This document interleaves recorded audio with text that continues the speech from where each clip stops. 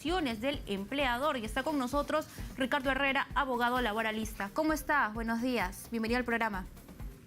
Muchas gracias, Carla. Buenos días. Gracias a usted por atendernos. A ver, la ley del teletrabajo. Si bien es cierto, con la pandemia esta modalidad de trabajo ya se ha extendido, masificado, incluso hasta el día de hoy muchos trabajadores están acogidos bajo esa modalidad, ¿no? Sobre todo personas que, digamos, tienen alguna comorbilidad y debido a la pandemia, pues bueno, se han logrado acoger a ellos. Sin embargo, hay obligaciones, hay deberes también que deben cumplir los trabajadores. Y una de las de lo que se señala en la promulgación es que es de carácter voluntario y reversible. Es decir, si el trabajador le solicita al empleador, quiero pasarme a esta modalidad de teletrabajo, el empleador debe aceptárselo.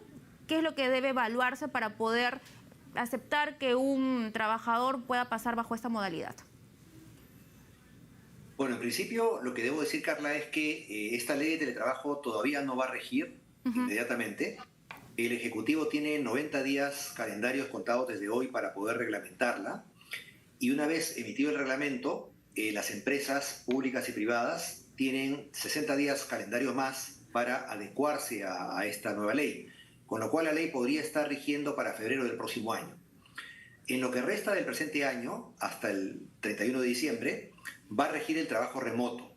Lo que yo creo que debería hacer el gobierno es extender la vigencia del trabajo remoto hasta el día en que pueda ya oficializarse el inicio de la vigencia de la ley de teletrabajo para que puedan empalmar empleadores y trabajadores con esta forma de trabajo a distancia, que es la más conveniente para trabajadores y empleadores que puedan hacer un trabajo virtual. Respondiendo a tu pregunta... Un momento. ¿Me permite, por favor, un segundo? Tenemos que ir al Congreso de la República. Mil disculpas porque está declarando el congresista Guido Bellido, quien es uno de los candidatos a ser presidente de la mesa directiva. Escuchemos. Bueno, marca la diferencia que nosotros no vamos a poner la mesa directiva al servicio de un grupo dentro del Congreso de la República, de una bancada o dos bancadas, y además no vamos a usar la mesa directiva para confrontar con ningún poder del Estado, mucho menos con el Poder Judicial, mucho menos con el Poder Ejecutivo, sino vamos a cumplir nuestro papel, nuestro rol de fiscalizadores, de producción legislativa y de representación correcta y de manera adecuada. Congresista, ¿usted está convencido que va a ocupar el cargo a la presidencia hoy, esta mañana, en el Congreso? No, eso depende democráticamente de las personas, de los colegas congresistas que en votación van a definir. Una cosa es convencerse a sí mismo y gritar, yo estoy convencido, y otra cosa es lo que van a determinar nuestros hermanos congresistas al momento de votar. Buenos días.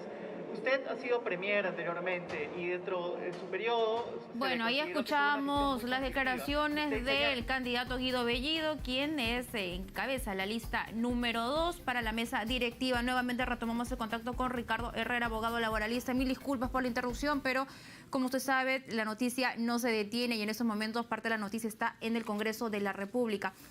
Usted me estaba a punto de responder la pregunta que le había hecho acerca de qué es lo que se evalúa o el empleador, qué es lo que toma en cuenta para decidir o aceptar la petición de un empleado de querer pasarse a esta modalidad, la del teletrabajo.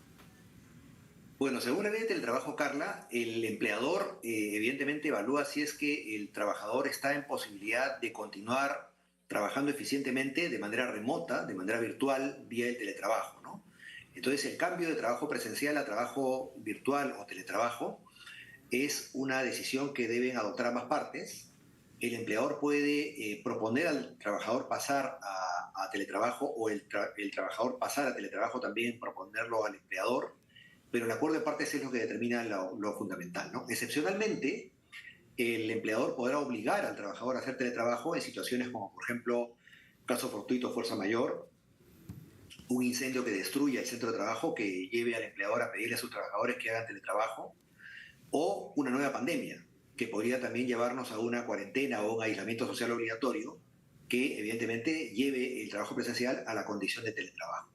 Pero es excepcional esto y en buena medida lo que la ley propugna es que el acuerdo de partes sea lo que decida el pase del trabajo virtual presencial al trabajo virtual o teletrabajo. Ujú. Es importante recordar, ¿no? Porque con la llegada del COVID-19, sobre todo se implementó, incluso hasta el día de hoy, muchos se están acogiendo a esta modalidad, al trabajo remoto, sobre todo personas que tienen alguna comorbilidad, son parte de esta población vulnerable, ¿no? O en todo caso, no tienen una carga familiar que no permite, digamos, movilizarse hasta el centro de labores. Pero en este caso, ¿cuáles son las obligaciones del empleador?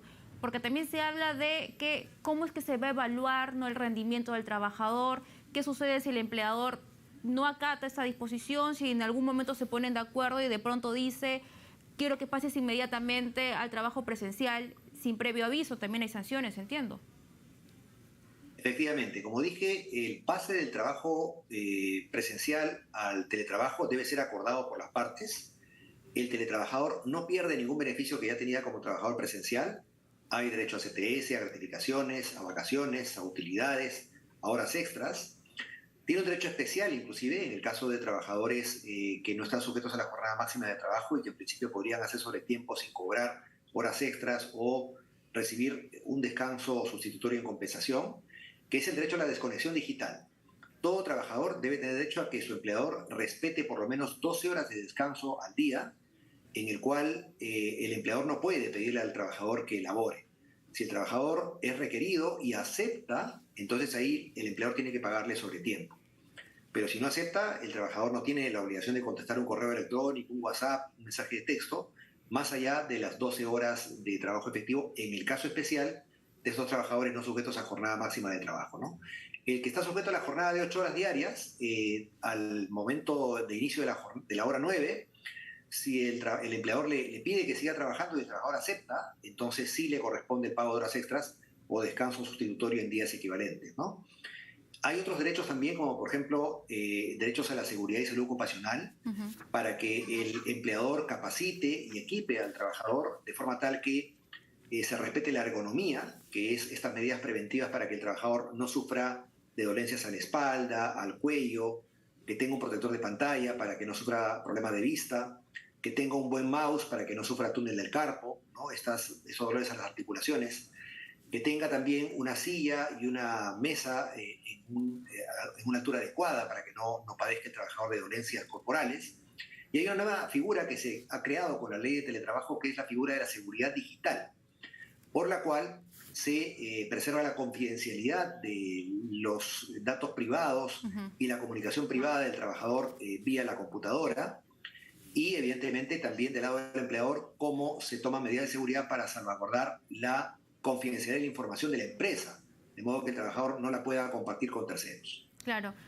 Claro, es un nuevo mecanismo que se ha abierto con la pandemia y es interesante, ¿no?, ver la evolución que se tiene, porque ahora cada vez más empleos pueden utilizar esta modalidad, pero también no todos pueden acogerse porque hay trabajos que necesariamente tienen que ser de forma presencial. Evidentemente los trabajos operativos en una planta, los trabajos de transporte público, son trabajos que no se pueden llevar a cabo de manera virtual, ¿no? Además, las partes pueden pactar quién asume los costos del teletrabajo. Es decir, primera posibilidad, que el empleador asuma los costos del teletrabajo, que sea equipando al trabajador con mobiliario, computadora, sea PC o laptop, asumir el costo del internet, de la energía eléctrica, o en todo caso, que el trabajador asuma estos costos y el empleador le compense con un monto que acuerden las partes los gastos incurridos por el trabajador. O tercera posibilidad, que como viene ocurriendo con el trabajo remoto en muchos casos, el trabajador asuma los costos del teletrabajo sin que el empleador le reconozca suma alguna. Caben esas tres posibilidades, ¿no? Obviamente, muchas empresas han por lo menos equipado parcialmente a sus trabajadores en la figura del teletrabajo con computadoras, sillas, mesas. Obviamente le pagan en internet o se lo mejoran para que sea más rápido. Y también es importante tener en cuenta que el teletrabajador no puede subcontratar a nadie, no puede terciarizar el teletrabajo, sino únicamente él debe hacerlo, ¿no? Y no puede compartir la información de la empresa con terceros, pese a que en casa evidentemente va a compartir la energía eléctrica y el internet con su cónyuge, que eventualmente puede estar trabajando también como teletrabajador o teletrabajadora, y eventualmente con los hijos, si es que están en edad escolar, que en algunos días podrían tener clases virtuales, como ocurre, por ejemplo, cuando están en cuarentena por razones del COVID. Y Claro, usted mencionó un hecho que es importante, ¿no? No se puede tercerizar el trabajo y también, claro, hay unas cláusulas que es necesario firmar entre el empleador y el empleado para evitar que se difunda información privada, confidencial. Pero ¿quién fiscaliza ello? ¿Quién regula ello? ¿Quién hace el seguimiento para que esto realmente se respete? Bueno, el empleador fundamentalmente, ¿no? Porque el empleador debe desarrollar plataformas informáticas en las cuales corra la información hacia el trabajador y desde el trabajador hacia la empresa y tomar las medidas precautorias del caso, ¿no? Así como pagar los antivirus y capacitar al trabajador en el uso de las tecnologías de información para que precisamente no se filtre esa información que puede ser confidencial o reservada, ¿no? Entonces las seguridades informáticas son por cuenta siempre del empleador.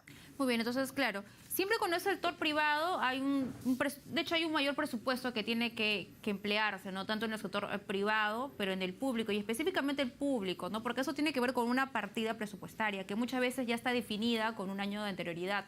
En este caso, estamos hablando incluso de la ley de presupuesto que se va a ver en el Congreso de la República, pero ¿qué va a suceder con las instituciones públicas cuando ya hay un presupuesto fijado, si es que esto se implementa?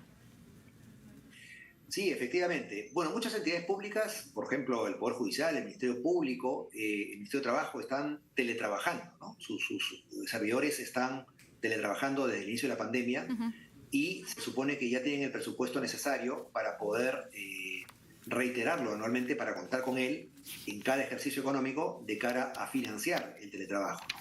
Hay un matiz importante entre el Estado y la empresa privada, que es que las horas extras, por ejemplo, en el Estado, de un teletrabajador, no se pagan con dinero, sino se compensan con descanso sustitutorio. En el sector privado caben ambas posibilidades. O se pueden pagar dinero o se compensan con descanso sustitutorio. De modo que esa es una particularidad del teletrabajo en el Estado. Muy bien, muchísimas gracias. Así es que vamos a ver, en todo caso, los beneficios que traiga esta ley el próximo año con la materialización de la misma, de acuerdo a los tiempos, ¿no? Con el tema del reglamento y todo.